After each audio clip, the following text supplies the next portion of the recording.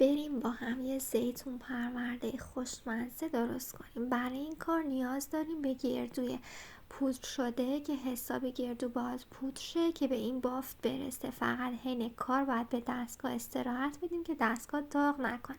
و نیاز داریم حدود 1 کیلوگرم زیتون بی هسته که اگه زیتونتون هسته داشت میتونید خودتون هسته هاشو جدا کنید. و 1 لیوان آب انار ترش که مال من اینجا یخزده است.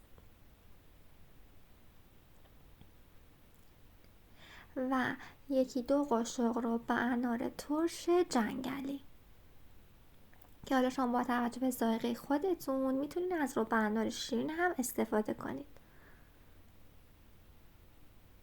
حالا من این گردو رو با رب انار و آب انار قاطی میکنم و با هم مخلوط میکنم. گردو من حدود 300 گرم بوده. همشون میزنم، به این غلظت میرسه موادم.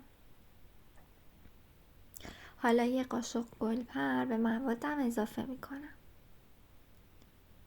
بعدم از سبزی‌های معطر گیلانی مثل نعنا، چوچاق و خالوش استفاده میکنم. اگه این سبزی‌ها رو نداری میتونید حذفش کنید، فقط از 1 کوچولو نعنا استفاده کنید.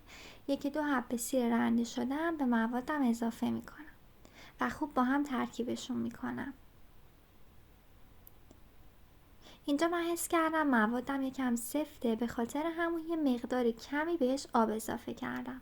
الان به غلظت مناسبی رسیده.